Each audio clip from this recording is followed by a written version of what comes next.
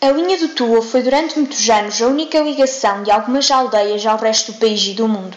Através dela circulavam pessoas, mercadorias, histórias e vivências. O bom ambiente vivido no comboio transbordava pela hospitalidade transmontana. Nele, as pessoas comiam os seus farnéis, bebiam, conviviam, cantavam, contavam histórias, atualizavam notícias, falavam acerca de preços de bens e serviços, do preço de animais e de produtos locais. As estações e apiadeiros sentiam o pulsar da vida e o ritmo constante da chegada e partida de pessoas.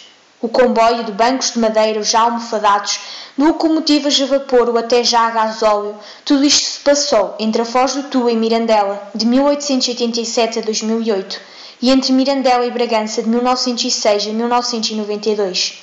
Tudo isto e histórias de vida de quem por elas passou. José Correia Borges e Joaquim Trigo Borges, naturais de Mogodanciães, aceitaram rever as suas memórias e contar-nos como era a vida nesta aldeia, em que o comboio muitas vezes era a única saída para o mundo, a única porta aberta para um mundo que praticamente ninguém conhecia. Uma vez viajaram através da linha do Tua? Eu viajei. Fui para o São Lourenço com a minha mãe. E o Sr. Joaquim, alguma vez viajou no comboio da linha do Tua? Não, nunca viajei no comboio do Tua. Sra. Maria José, como era o ambiente vivido nessa estação do São Lourenço? Do São Lourenço eram bastantes pessoas, porque iam para as Caldas, muitas pessoas com bagagens e crianças, um bocadinho apertado. Com cestos, para levar a comida, para passarem uma semaninha. 2, exatamente. Como é que era a entrada e a saída das pessoas, lembra-se? Um bocadinho atarefadas, apressadas. Estavam com medo de perder o comboio. Como eram passadas as viagens, essas viagens do Tua ao São Lourenço, por exemplo? Eram engraçadas. A ver a paisagem. Havia a paisagem que era bonita, que havia muitas árvores, laranjeiras, amendoeiras, videiras, oliveiras. E rochedos. E rochedos, a paisagem era linda. De que assuntos falavam as pessoas? Bom, principalmente das coisas da agricultura, porque na altura era o que mais se falava.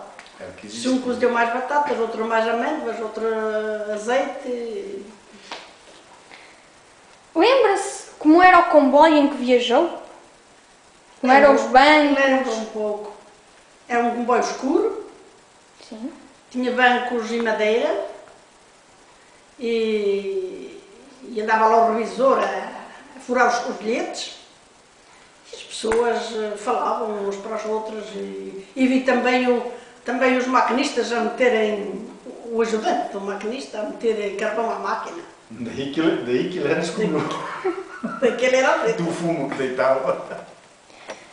A linha do Tua fez o despacho de produtos regionais que ganharam projeção nacional. Lembram-se dessa altura? Sr. Joaquim, lembra-se dessa altura dos produtos que eram despachados pela linha do Tua? Lembro muito bem. Os produtos que vinham do lado de Bragança, Mirandela, todas as aldeias, por cima vinham todos pela linha do Tua. Vinham todos ter ao Tua. Vinham todos ao Tua e depois aí faziam a transfrega para a linha do Douro. Porque a linha do Tua era mais estreita do que a Via do Douro. Os comboios tinham que ser mais estreitos da linha do Tua, porque senão andavam no Douro. Então, a linha do Tua permitiu o transporte e a saída, divulgação, digamos assim, dos produtos regionais para o resto do país. Para o resto do país. E as pessoas, para viajarem, era uma das... Tinha saída pela estrada, mas naquela altura havia poucos carros e também não era muito tempo porque as estradas eram às curvas, eram fraquinhas.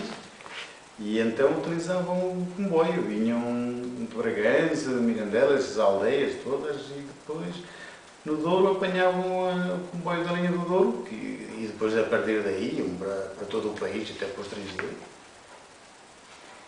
Consegue-me descrever um desses episódios de que se lembra? Olha, mas era na linha do Otua, isso, nós aqui de Carrazeda, levávamos os produtos agrícolas, batatas,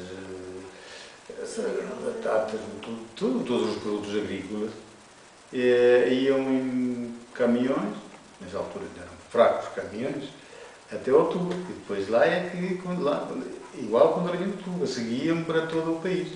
E eu ainda me lembro, me vou dizer, que levavam lá essas coisas, esses produtos, o vinho, as batatas, tudo em carros de bois. Não havia estrada. Isso já não é do meu tempo. As feiras de Carrazedo, de Anciães e de Mirandela eram célebres porque nelas se vendiam e se compravam não só os produtos agrícolas, os instrumentos de trabalho, os arreios, mas acima de tudo porque nelas eram comprados e vendidos os animais de trabalho e de serviço. Que recordações têm dessa altura? Muitas e boas. Naquela altura, as feiras de Carrazeda, havia poucos carros. E a maior parte das pessoas iam a pé. Daqui a Carrazeda, do Mogo a Carrazeda, aquilo parecia uma procissão das pessoas a pé. E outras que tinham cavalos ou coisas assim, certos animais, iam a cavalo. Estes tinham os cavalos, eram os mais ricos. Os outros iam tudo a pé. E como é que era o ambiente nessas feiras? Por exemplo, que tipo de produtos eram vendidos nas feiras?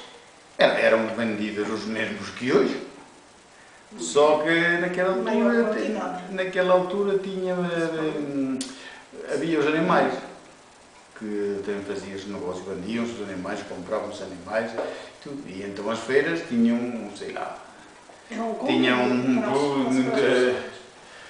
muita gente, e muita gente, e duravam o dia todo. Agora ao meio-dia não há nada. Naquela altura era até a noite. Até que depois havia as regatas nas tabernas, não é? Também era um autêntico carnaval. E qual a importância dessas feiras para a economia da região? Era boa?